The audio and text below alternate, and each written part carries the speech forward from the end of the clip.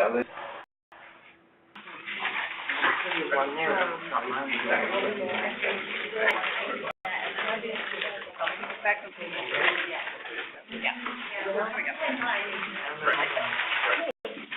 As our fourth panelist is grabbing lunch, I can go ahead and get started. Thank you. Well, we have a couple of housekeeping things to go through first. So I'm Stacy, Heilman, Director of Pediatric Research Operations and Co-Director of K-Club. And welcome you to our last installment in this semester's K-Club. Right after today, K-Club, Andy Shane and I will be meeting to discuss what we're going to present for you in the spring semester. So please make sure you keep your suggestions coming in via the survey that we administer to you all through today's session. I want to hear what you liked about the session, what you want to see more of, what you want to see less of, those kinds of things going forward into the spring semester.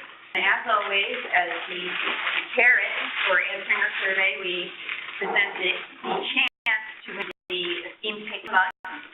And so we get everyone who answered to our last survey or responded to it, names in a bag, draw a name, and whoever name is wrong will win the K-Club mug.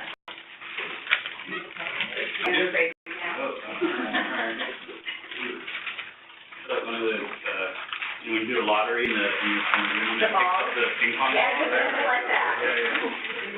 Oh, yeah. Right, Keisha Frazier. All right. I don't think Keisha's here. No. Okay. Thank you. So Keisha Frazier will hand the K-Club mug. Thank you for your feedback. Before we dive into today's outstanding panel, I wanted to just mention our K-Club special. I put this one up last time, but I think it's worth repeating. These are some outstanding institutional K awards that Emory has, the Building Interdisciplinary Research Curriculum in Health, as well as the Georgia CPSA KL2 program. I think many of you should already know about this. There's several people who probably are here that have successfully applied in the past, including some people up on our panel. And so I definitely recommend you all look at it if you're interested in K funding but not quite ready for your own K23 or K08. So today, our learning objectives are to develop an appreciation for the pathways that can lead to an independent research career. There's many different ways to get there, as our panels will tell you more about.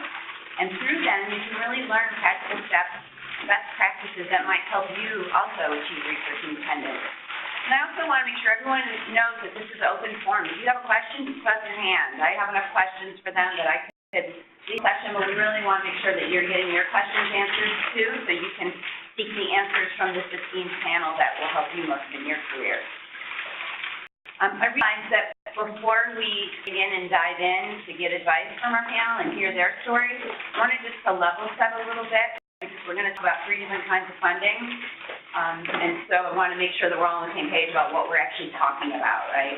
When we talk about the different kinds of funding in the past that they took.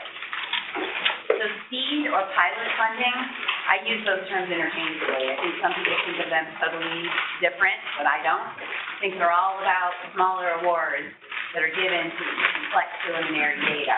Usually they're offered locally, although sometimes you can get them from other extramural sources. These, as you hopefully already know, all these slides are posted after up on the K-Club website. So I'm going to try to put the links here so you can search for other pilot opportunities that you may be interested in pursuing. And it's also really important to join the relevant listserv. You know, our Team Research listserv, we always send out pilot opportunities. We have a digest every Friday that will highlight some of the funding opportunities. Georgia CPSA does them, the Department of Medicine, almost any group at Emory will have these where they'll highlight funding opportunities. So that's the seed and pilot. The second category is federal government. Kind of just to hone us in what this is, I've put some pros and cons, talk through this a little bit. I won't belabor this. But usually government or larger grants, they have more grants with larger budgets. They're more likely to pay the indirect costs, which is the F&A is another word for that. They usually have really clear guidelines, common application instructions, uninformed, kind of know what you're getting into, even though the request for applications and the funding opportunity announcements can kind of be, 30 pages long. Sort of like formatted the thing. So once you read a couple, you can hone in on what you really need to know. They're really good because they do have stated priorities for funding, and they're available for anyone who's doing any kind of human health, pretty much. I don't think there's any disease state that you can't find federal funding to, particularly through the NIH, but NSF, CDC as well. Usually have predictable times, and there's a lot of staff and resources available for you to interact with and seek guidance from during the application stage. It's really nice. We talked about that in the K Club. The importance to reaching out to the program officer and seeking their input. A lot of cons with government funding as well. They're usually more competitive, tons of bureaucracy, red tape. As I mentioned, the 30-page FOA. They have a lot of post-work requirements. Sometimes, even though they have these set recurring deadlines that you can depend on, they might put out a call for applications that's exactly what you want to do. They're only required by law to be 6 weeks advance notice. So it can be kind of already have to have your team together before you respond to those things. It may be, especially relative to this crowd, that they may favor more established investigators, but both NIH and NSF are trying to really combat that and try to help out the junior investigators, giving them the boots on pay line and things like that. And then finally, I'll just briefly touch on what we're calling foundation grants. They can be, if you have a foundation that supports the kind of research you do, you're in like Flint, or you might be. So they're very, very targeted in their mission. They may, if you are doing what they want to fund, with pretty high favorable funding odds. Some may make large grants. Usually they're smaller, but I did want to mention this because one of our panelists had a very large foundation grant, which she'll tell you about. They can be good for career development awards. A lot of societies and foundations do really targeted career development awards.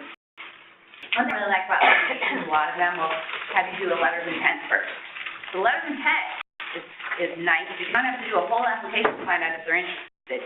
Send a 2-page letter of intent, and if they want you, and then they'll write you. And so that's a really sort of business test that you pass at that point.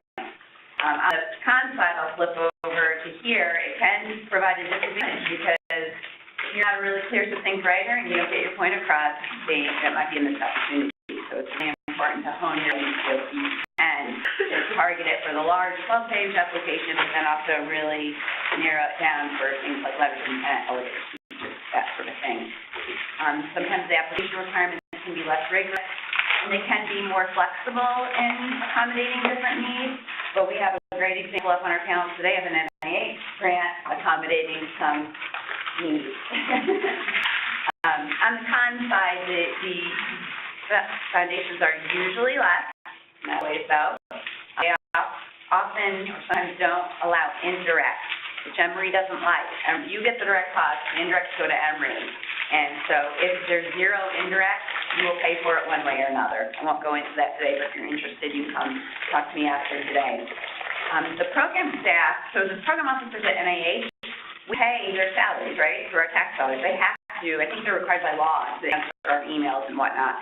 Program staff at foundations, their time is very limited. They are under no obligation to do any of their stuff. And in fact, sometimes when you apply for foundation funding, you get zero feedback on what they liked or didn't like about your application. It's just a yes or no. In my mind, that's a huge disadvantage because I like to think there's never a wasted grant application. Because even if you don't get funded, you learn more, you get feedback, you can practice continuous improvement. But I think that is a disadvantage.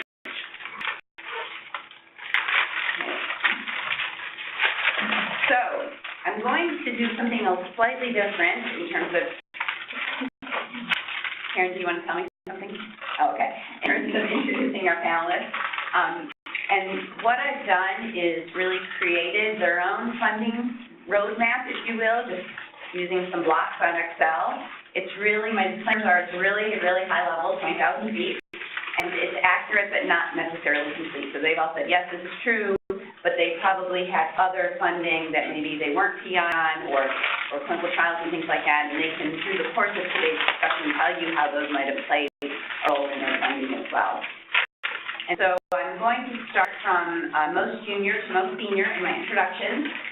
And so first, I'd like to introduce Kelly Bijanki on the end here.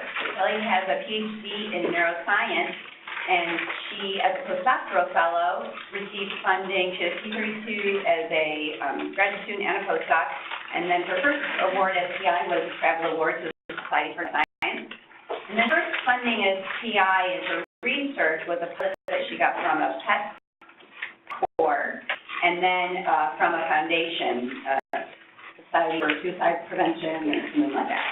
And then she was recipient of the esteemed KL2 when she started her faculty position here at Emory University. And since then has gone on, she got some URC funding this year, the University Research Committee, as well as a KR1 and an R21, which is pretty interesting that I think, and the NIH report release shows they were separated by like 3 weeks in the start date. But the KR1 is the one that has been, she's put on hold briefly, and she'll probably get to that. She mentioned that the R21 is an MPI grant, multiple PI, so she shares the leadership of that grant with another individual. Then, skipping over, Rebecca Levit is assistant professor in cardiology. She's a cardiologist by training. She also had, before her faculty position, T32 and T35 funding. She's really been wonderful at capitalizing on super targeted seed funding that she can tell you more about, from Coulter Foundation, from the Office of Technology Transfer. She was an AHA, American Heart Association Foundation recipient in 2014, and then again in 2018. I mentioned that sometimes foundation funding is smaller dollars, but she had an over $1 million grant from a foundation in 2015. So I imagine that's something that really was a springboard for her career that she'll tell us more about. And now she has her own NR1 funding. Wilbur Lam is second from me, and he is associate professor in Hematology, Oncology from Pediatrics. He also has a joint appointment in Biomedical Engineering. Wilbur is both a hematologist as well as a PhD in DME. He had a K08 in 2009 that you can tell from his roadmap. He actually had to relinquish early because of the independent funding that he got. He had a lot of, I don't have everything up here for him because he participated in a lot of grants as a co-investigator, but I didn't put up here. Most of this is PI driven. This particular one here was a U01 project where he was a PI on the larger grant on a project. This was the larger grant and he was a PI on one of the projects. And I know that he thinks that he says that was instrumental in springboarding his career. I want you to notice all the red up here. Wilbur is king of collaborations in NPI. He does a really great job with that, and I happen to think it's probably very strategic in nature, so I'm sure he'll tell us more about that. But you can get a sense from this funding roadmap. He's got a really nice mix of NSF, NIH, pilot funding, and really multidisciplinary research. And last but definitely not least is Claudia R, who's associate professor in emergency medicine here at Emory. She was a K23 recipient, and then over the course of her career, she really started building up, because she's also very active in the ED, taking care of kids. She really started capitalizing on trial networks grants and multiple Cs and an NHLBI trial contract. And then in 2009, she was a recipient of her own R01 as PI.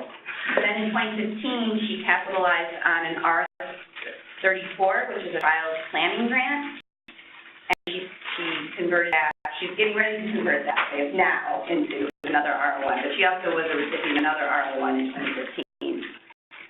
I put this in big bold print because I wanted to make sure everyone knew about this P24 mechanism. So Dr. Morris is the ultimate mentor, and she is such a fan and so committed to mentoring that she applied for a K24, which is a mentoring grant. So she will now have protected time to mentor all the people that she was already just doing in her free time. So I really applaud you for that. And for any of you who think your mentor is the bomb like she is, I think that they can maybe benefit from this. Certainly encourage them, because I think that we could all benefit from having a lot of people at Emory be the K24s. Okay. So we'll go ahead and springboard into this facilitated panel discussion. I ask the panelists to please use the microphone so the people on WebEx as well as the recording can capture all your great insights. I put this quote up here to sort of bring us into the first question. So the business is most often all about getting your foot in the door, and once you do, everything opens up and things start to naturally progress into bigger and more opportunities. So the question is this true also in science? So my first question to the panel is about getting your foot in that grant funding door. I'd like to hear from each of you on what you consider the critical parts of your own funding path that led you to where you are today, whether it be that pilot data that you got from your PET Core grant, or the huge foundation grant, or maybe a smaller foundation grant, or as Wilbur mentioned to me offline, working with a funded grant. Kelly, would you like to start with that?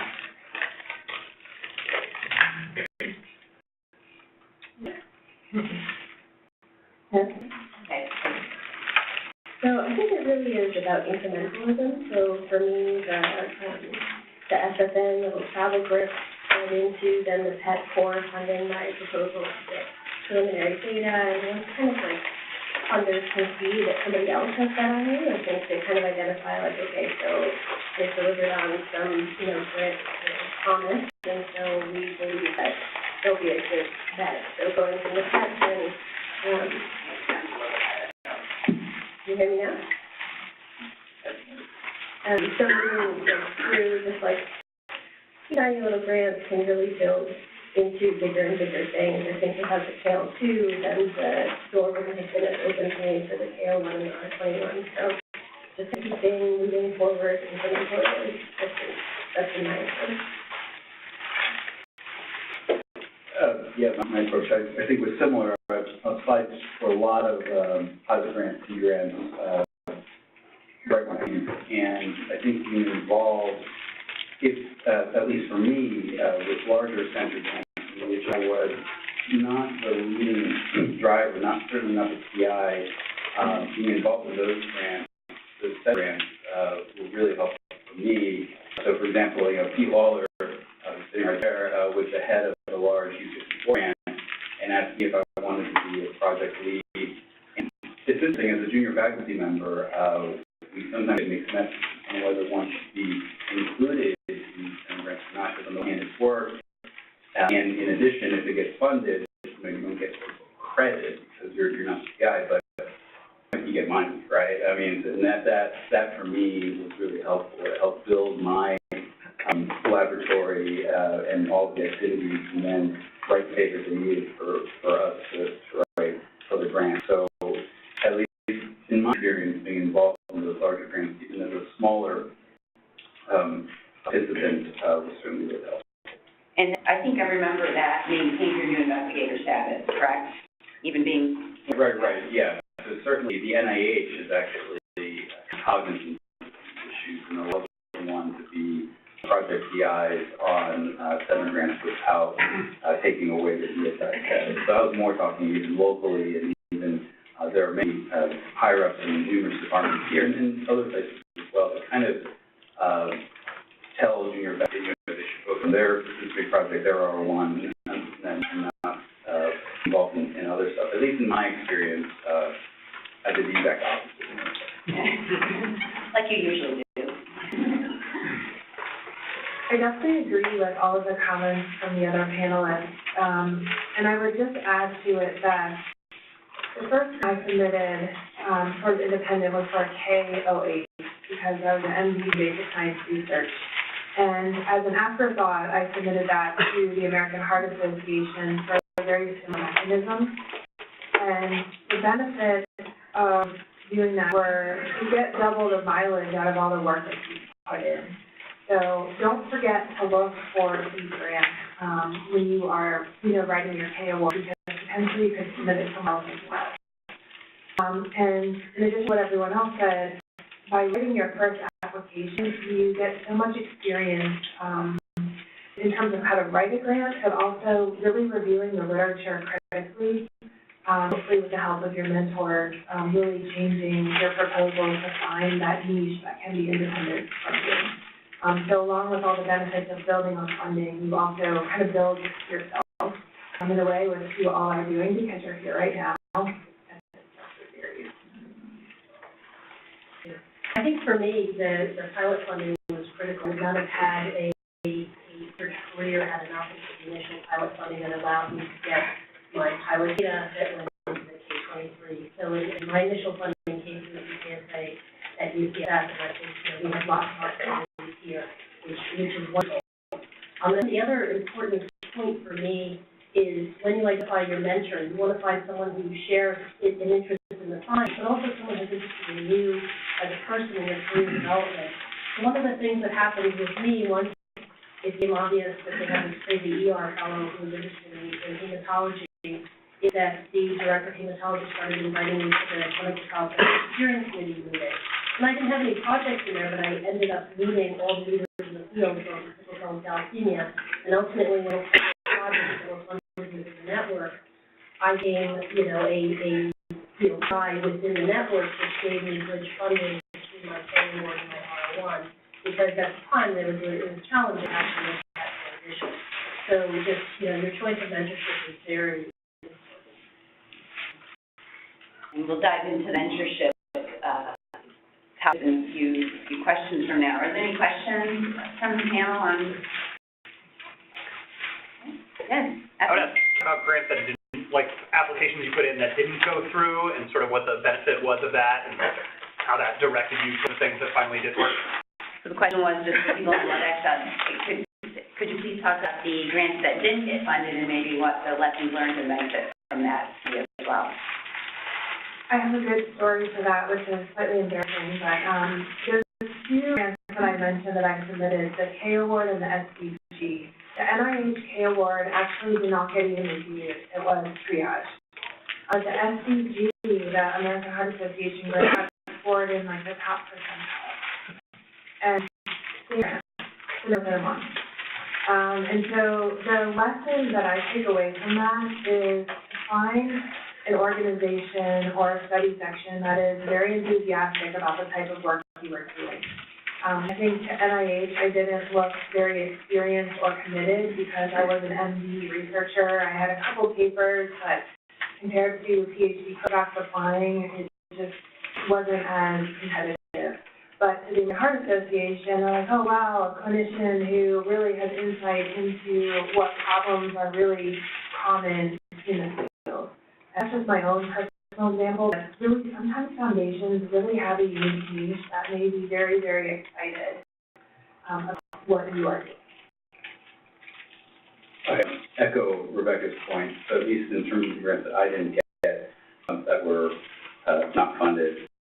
Again, my own philosophy in grant writing is such that it's always, at the end of the day, it's always you. And what you can do with your grant writing is I picture grant writing as like a dice. For grant writing, your skills help shave off different, you're trying to decrease the size of that dice as much as possible. But at the end of the day, it's still a roll, right? So therefore, whenever I think of writing a grant, I'm always thinking about, like, when I submit a grant, I assume it's going to get rejected, and I look for the next mechanism, right? About how many shots on goal you have. I just keep doing it quite a bit. In fact, when I go to some of the PhD students I met just a couple months ago, they asked me kind of, my identity and so forth. Well, I think my identity right now at the state I'm in is that I'm writing all the time. So I'm basically a writer of really crappy nonfiction. To the audience of 3 people, so I hope that it'll go to 20 people, right? And that's really how I'm So I'd say as far as grants that were not funded, I just want to tell you my rate because it started out terrible. It was like 1 in 8 grants got funded, and then slowly I was kind of learning, went up to 50%. Now I'm at about 2/3 of the things I studied out. I think for believe that there could be a learning curve and an actual translation to improvement of the rate. And maybe I'll regret having made this a linear relationship later on in my career. But I did also want to tell you about the KO1 that was funded. The first time I submitted it was also not discussed. And one of the things that I found really appreciated about the NIH is that they give you feedback on every single thing you send in there. Or like doing your taxes, you go through this whole process. But change, you get tangible feedback and the opportunity to express that feedback. And so every single thing that the reviewer said, and then they funded it on the second time.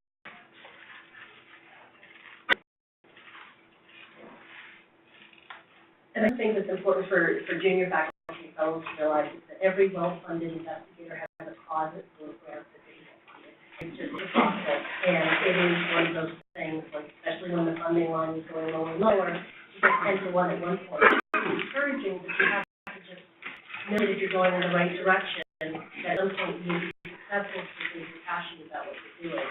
The other thing that was just pointed out is that know your reviewers, and so if you get feedback, you may not necessarily agree with all the feedback, and it can be very frustrating, and sometimes downright angry. But you didn't read the background, the answer was right there. You have to go back, take a breath, sleep on it a few nights, and then look at your comments, and then point by point respond to them. Perfect example is that I did nitric oxide work, and there was a reviewer who just refused to believe that nitric oxide had anything to do with the arginine work that I was doing. Only to substrate, we had to change the pathway. I changed that, so went back and did word find and pulled every reference to nitric oxide out of my grant. Even though, I still suspect that's the mechanism, I was giving the reviewers what they wanted, and then I went and did a deep lit search to try to find some other explanation, kind of put in these other possibilities that go beyond nitric oxide, and I got like 4 or 15. So it's really give the reviewers what they want, even if you don't necessarily agree with it, unless it's top of mind in your work. But very often they come in with opinions, and you're not going to be able to change them. So you kind of have to play that game if you want to get funded. Thank you, good advice. So you alluded to a little bit about the role for mentors, and so I'd like maybe you to expand a little bit more about the meaningful ways that they engaged you in your research. How do you find someone who really cares about you, right? Like, do you interview them, or what kinds of interactions do you have on a regular basis? What's important to make kind of important? Can it be done from afar? A lot of times people say, the expert in this field is at University of Cincinnati. Is it okay? Will that fly from a case perspective and have a committee? And then I'd also like to hear what other people, other than your mentors, maybe somebody on your mentor team that you felt played a really important part of your research career. Kelly has some things to add to that. So I've been extremely fortunate and extremely unfortunate in the mentoring department. So I was in that I met Helen Neighbor while I was working at the University of Iowa. I was interested in studying deep brain stimulation for depression, and she's the world expert in that, and she took a shot at me, and it was great when we built things together. And she's been one of the most important supporters of my research and also kind of like enhancers of all grants that I put in, so she's kind of taken me her way. On the con side, so upon joining Emory, I had a co-appointment with another individual who told me it was outside the purview of a postdoc role to apply for grants, and explicitly told me that I could not apply for my pay award because it was taking away from the collection and data processing time. And terrifying, they didn't have, at the time, the neighbors didn't have resources to support me individually.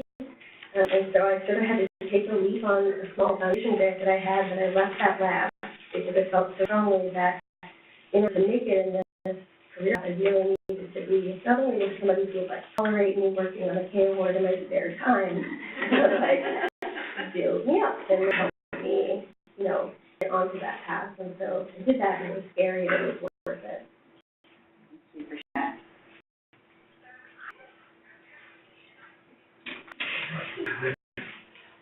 Well, I think you brought up a really good point, because I've seen a lot of mentor and mentee relationships, and there are some mentors who take on mentees and who look to lead, and the priority is getting the job done and not necessarily building a career. And that's something that you did the right thing. I mean, that's not something that's something that you do, and also going to give you the opportunity to be the author on the paper, and if you allow it, you got to that position. So how do you find the right person, though? I mean, a lot of times presently, you talk to other people in your division or your department, and most people know who to stay away from and who. Sometimes the person who's the expert in the field is not necessarily someone you want to be as your primary source and really not going to help you grow. The secondary mentors or co-mentors that have the CD, and then you've got the real unsuited day-to-day person. Yeah. One sort of further that I have used is, will this potential mentor have an hour on the weekend to read my grant or read my paper or something like that in a timely manner? Because the only way you're going to get valuable feedback is if that person is willing and motivated with time into your project. And if you ask yourself that question and say, I'm not really sure this person would do it, it's still be helpful to you, but not in the way that you may need to get, reasonable feedback on your application. My mentor, Bob Taylor, who's in cardiology with me, is an excellent mentor because he will do that and he does do that. Sometimes it's a little overwhelmed with other people's grants and, there's a timeliness to it, but without that feedback, I think it's really hard to evolve and make your grants improve with each other. Thank you for sharing that barometer with us. Okay, for me, I think the most important mentorship that I had was less single mentors, but really the division and department and your environment and how you was. I was pretty fortunate in terms of both where I came from, where I trained, in terms of them really valuing fellow / junior scientists kind of converting into independent investigators. And then obviously here, I wouldn't come if I didn't have the same environment. So case in point, when I wrote my first try at my case, I got treated well. I had great mentors to help me, and I followed their advice to a T. And it was pretty interesting because the reason I got triaged, kind of a it was too diffuse. It was too ambitious, right? So remember that word, ambitious. Right? Overly ambitious. That's a phrase that you'll hear quite a bit. And I suspected that when I wrote it. When my main mentor said, "Definitely do it this way. Do it this way." I'm like, okay. And so I got treated. And then I showed the pink session they're called the summary statements. And it clearly said overly ambitious. He looked at me. He says, "You know what, Wilbur? I get wrong advice. It was overly ambitious." I'm like, And, right? And what he did, again, it attests to the environment. He actually found some leftover foundation funding and said, because basically I screwed you, I'm going to put you into this grant. So I had to basically convert it to another year of K, of my K, right? Because I got my K later. So, literally, that's the environment. And how I could not have done what I did without writing that. That's a mentor that would read your grant on the weekend. Any other questions about mentorship before we move to the next question? So it's a little bit related to that. So your mentor you align with because you're interested in the same things they're interested in. This is the age-old question. I'm not sure we've cracked this nut yet. I'm really interested to hear how you've differentiated your own research path from them so that you can take this and become not MPI necessarily, but your own PI of your own research next stage. And the strategic things that you did to not publish with them, or you be senior author, or what are sort of other ideas? Did you point blank, were you deliberate in your conversation, or just happen over time?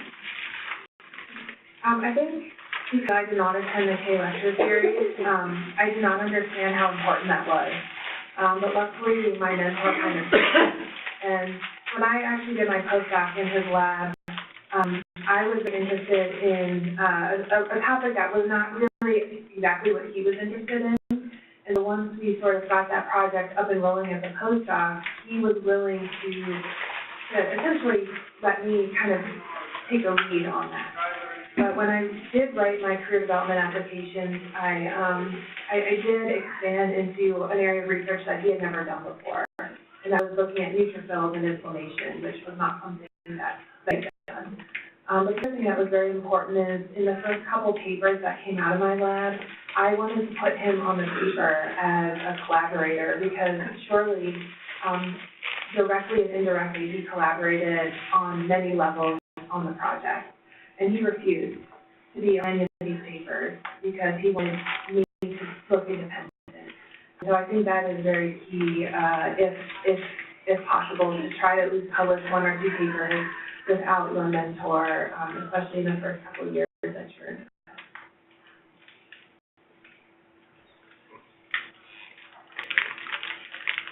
So I have really embraced the interest in the sort of scientific approach of Dr. Neurosurgery, and I've sort of unabashedly taken the things that I've learned from her and the way I differentiate myself is being in a totally different environment.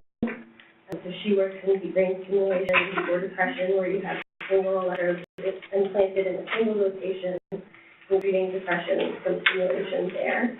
And so with my collaborations in the neurosurgery department, I was able to identify a new sort of asset we could develop for a similar purpose. So patients with epilepsy have enough depth electrodes implanted all over the brain, and so we can do depression-related neuroscience experiments and learn about not just that one Heilman region, but its connection with the whole limbic system. And so I've sort of developed myself as definitely a Heilman acolyte, but one who's in a totally different environment and able to ask and answer different questions because of the platform that I'm developing and the access to other brain regions. Was that strategic and deliberate, or did you just sort of, here I am, look at it, I did a good job? It wasn't both, I guess. I mean, I knew that I couldn't be her, like, there's only her, it's not possible. Yeah. So, but I had sort of, in my attempt to like approximate myself closer and closer to her, worked through this neurosurgery space and realized, like, every time she was asking me a question or like we were developing hypotheses, I was trying to answer it using a whole different like set of information than what she had access to from her study. So it was always top of your mind. Yeah. That's interesting. Yeah, and she would kind of start formulating her questions and the grant submissions that we would put together based on that different access to the system.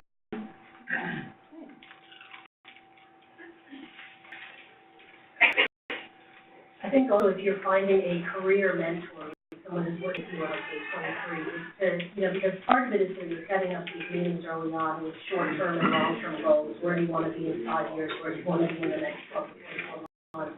Incorporating that in your conversation. How are you going to differentiate yourself as things move forward? And most mentors will welcome that conversation. It gives you the opportunity to our initial questions of what offshoots. Where can this go, so that it's in the back of your mind as well as your mentor's mind, your goal is competitive.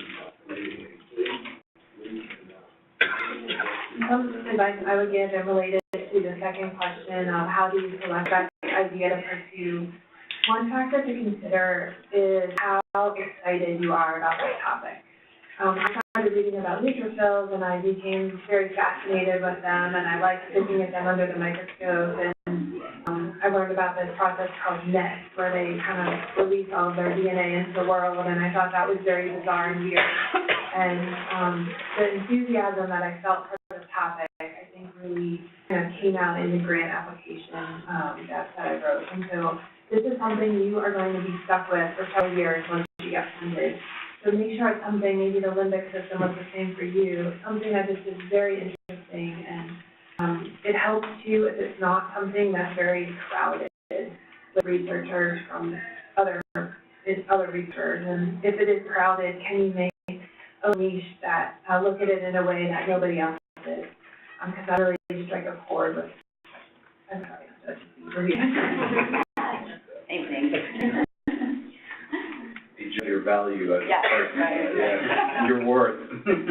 I completely agree with Dr. Levit. I would actually be more fervent about it. I think in terms of this issue, this is on you, basically. Like, this is you define your identity, right? You know what your mentor does. You know whether it's clinical research, basic research, policy, whatever, what he is doing. It's up to you to brand yourself. think of it as an opportunity, right? So you really want to think of being community in terms of peers. You want to be known as the woman, the man that the 5 words, right? So that's your brand, and you have to think about how to really create that. I think that's a really very important point. But at the same time, if you find that early on you've gone into an area that really isn't as interesting as you thought it was, you can always rebrand yourself, find that niche, and focus on it, become the best in that area. But you still can change along the way if you decide it's actually not the direction.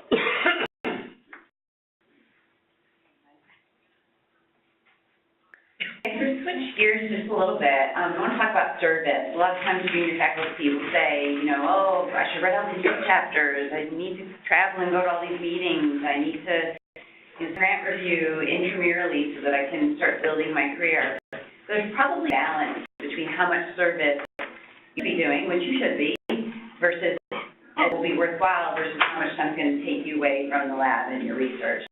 So I'd like to hear from our panelists and the importance of service in their careers and how you figured out when to say yes and when to say no. I haven't figured it out. Yeah, people say yes all the time.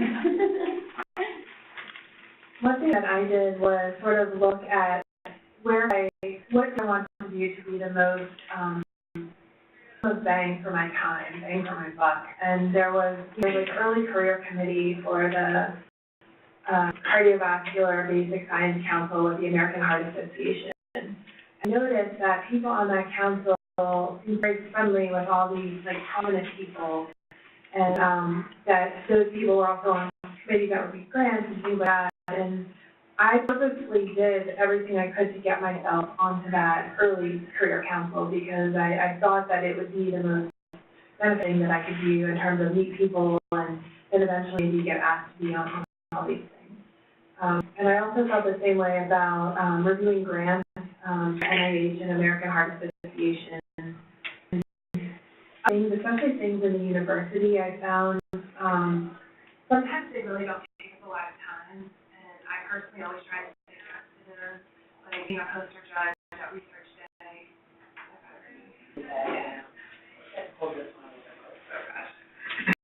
But definitely calculate to yourself how much time this will really take, and if it takes a lot of time, be very careful about if you should say yes.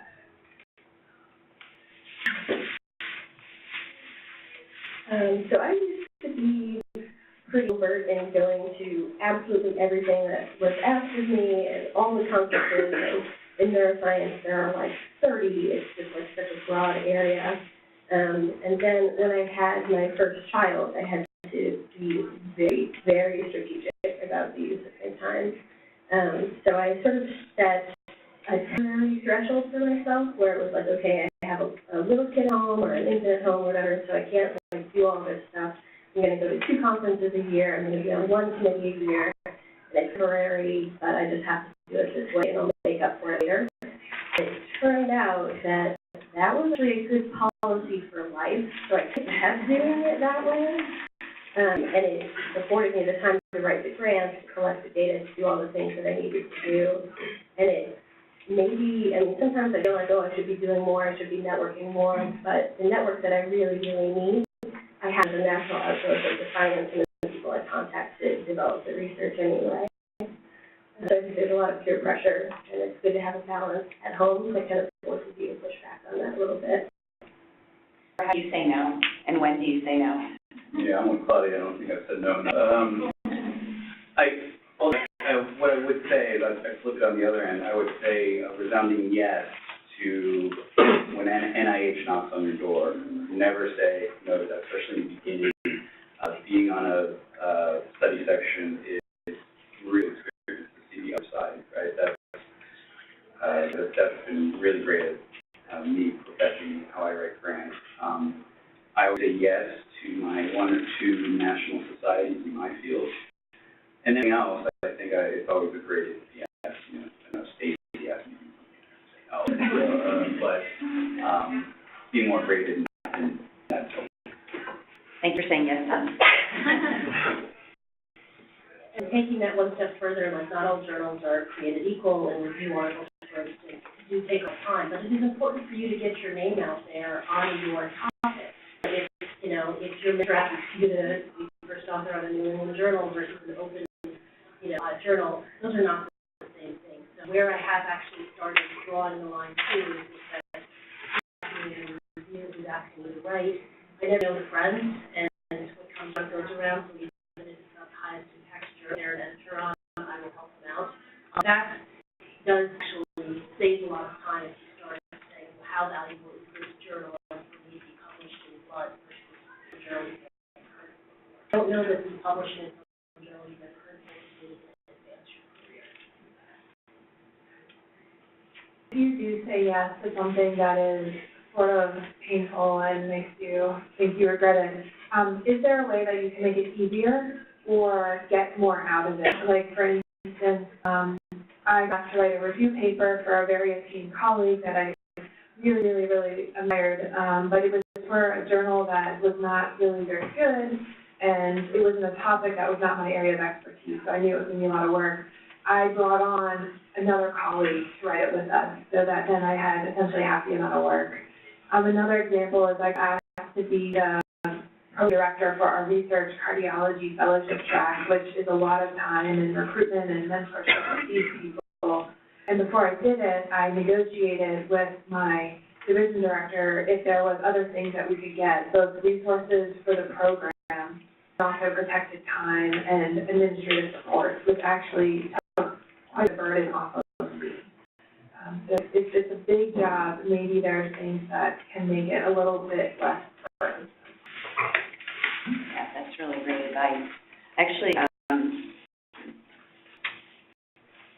down over here. Where did the clicker go? I'm going to switch really quick to time management because we talked a little bit about making things less painful.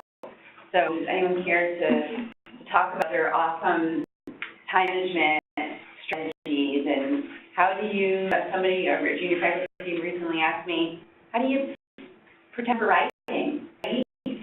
One time Marty Moore was on the panel, who's a professor in Pediatrics, and he talked about putting, sign on the door, don't bother me, not for anything, doesn't matter. And some people talk about, what's that called, the tomato timer or something like that. I mean, there's all these different strategies. Have you found anything that helps you really protect your time for your research and writing?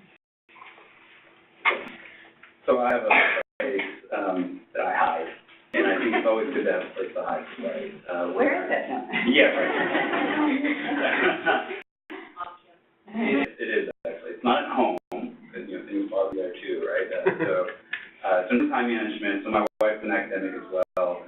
She and I have our calendars to the minute.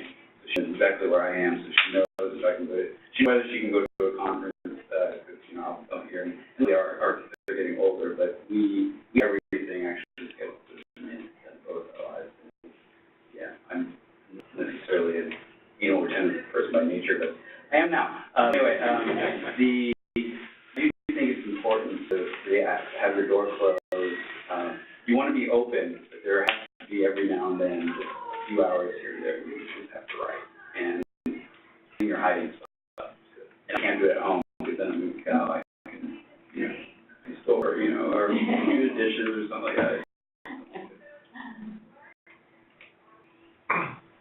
So one thing that worked out for me for the women in the audience who want to have children and are scratching their head going, how the heck do you do this with a baby? So a K award actually works really well with young children, as long as you have an understanding division that allow you to work from home. So, even though there are certainly distractions, like testing every 2 hours, I was delighted to actually spend the amount of time that I did with my infants during my K award. I was very productive because I knew I was going to be working, but LCC was right there, and as long as they were happy. So everybody was happy. And I think that the K would actually allow for flexibility for writing. And you can write anywhere, so wherever that hiding place is for you. But it can be at home for some people as well. You just have to be, sort of rigid stuff that I am working, but not gone all the time. It becomes harder and harder when you get to the R level. But kids are older and not anymore anyway. Yeah, and I think that it's a little bit off topic, but Kelly was telling me that if you notice, I mentioned that her KO1 and R21, NGA came in 3 weeks with each other, but she negotiated with the NIH to put the KO1 on hold, and you were telling me about the maternity policies. You want to speak to that a little bit? Sure. So, didn't really expect either of the grants to get funded. They both got funded, and we were, trying at the time, so then I'm pregnant with these 2 grants. And so, fortunately, I believe it's because I'm protected by law, that the NIH is very accommodating, actually, and these program officers, I was a little bit, concerned about, asking for things, and they had said some kind of, off-color, gender-related things in the past, so I was, about it, and they were extremely accommodating, so they allowed me to pause the KO1 until after the baby's been born, after, I'm pregnant now, you can tell, so, until after the baby's been born and after the maternity leave, and then the R21 is activated already, and it will support a portion of my salary during maternity leave. So one of the difficult things is that the grant, and also actually the institutions don't make specific maternity leave salary allocations. So I'm required to pull from my grants or from my colleagues and mentors to pay my salary while I'm on maternity leave. And that kind of puts me at a compromised position with my colleagues and puts me on the hook for productivity on grants that I'm on leave, but I still have to be sort of managing remotely, so I'm not really on leave. And I think those are policies that, in the future we'll make progress with and blah, blah, blah, feminism, but for now, it's just there and it is navigable. It is doable.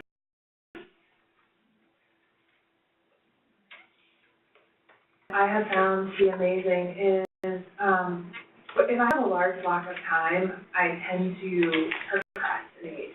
And I'll say, I'm just going to read one article on the New York Times, and then I'm going to start writing, or I'm going to, check my Gmail real quick, then start writing. Oh, wow, an email just came in from Emory. I got to check that. But what I have found to be even more helpful is if I have smaller chunks of time, like half an hour or an hour, I will set a goal, I want to write the specific aim introduction for aim 1. So I'm going to get that done in half an hour. And then the next time I have half an hour, I'm going to write the innovation section, which is short bullet points that I can get done in half an hour. And over time, getting little chunks done actually helps the whole thing together. And that really worked, especially when I was writing my career development award while I was a clinical cardiology fellow. I really didn't have chunks of time, and I suspect a lot of people during their postdoc, going to have hours to sit alone at a computer. So try to set small goals that you can accomplish within, those smaller chunks of time that you have. Good enough, thank you. I wanted to talk a little bit about the non-scientific educational and soft skills. So things that you have probably no formal training in. I know Emory does have a number of programs that address these.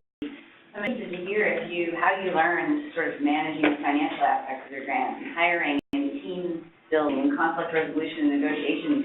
Did any of you take a course that you think was particularly helpful or on-the-job training? How you learn this, or are you still learning it? So you're the wrong person. The first person that you hire in your lab is, I think, one of the most critical people to their long-term success. And that person turns out to be a time suck and not be productive. It can really, really, I've seen other people kind of go down in flames over this exact issue.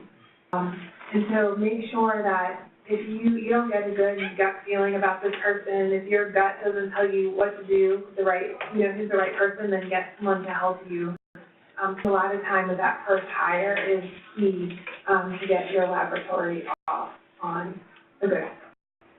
Nothing about that. Emory does a great job checking references. If it's somebody you're hiring something outside, they'll do this whole thing. It's online and it's qualitative, but it's also quantitative.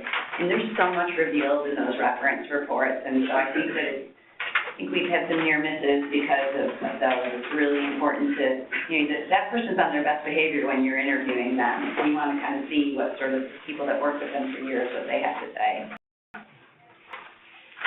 Yeah, Rebecca, I think hiring is really important. And a couple of things that have worked out for me in my laboratory with hiring is I always try to not hire someone just from the outside. I always try and hire someone from my network. It doesn't necessarily have to be network locally. It could be, your national community.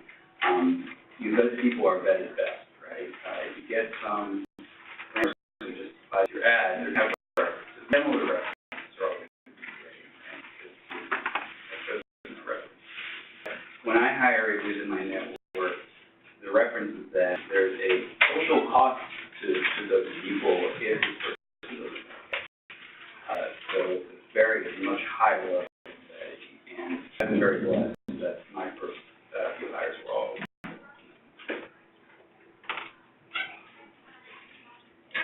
When I was starting out, I didn't have a lot of folks to tell me how to write a grant, and so it was sort of trial and error and painful at times, and slowly but surely I figured it out.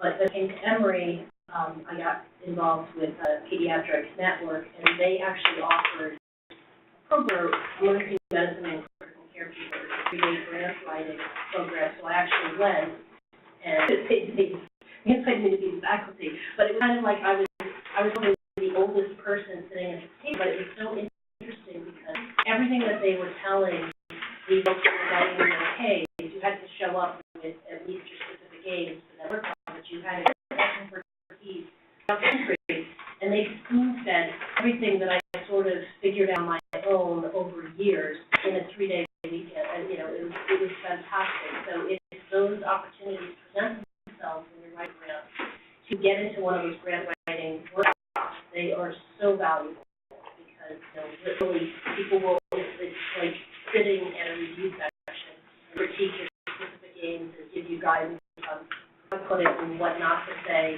things that you didn't know unless you've written a number of grants. And I think that those opportunities are available.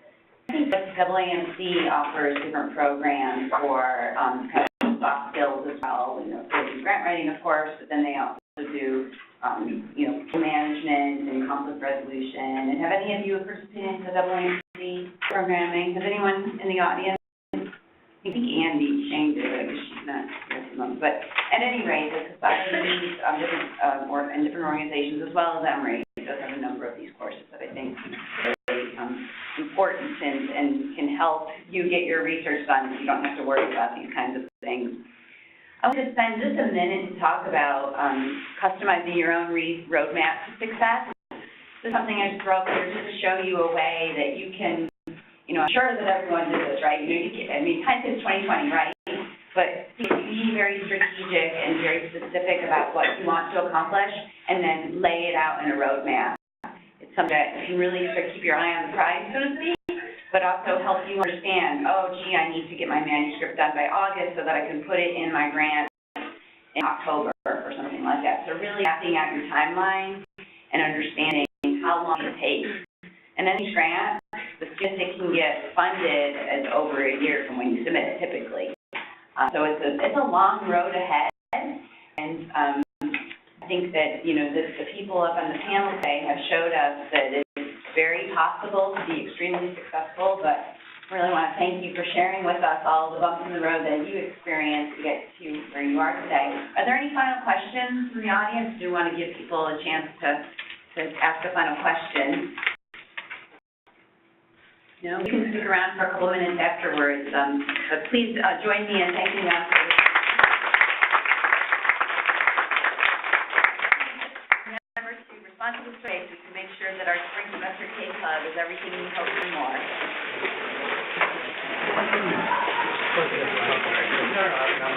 Happy to throw away.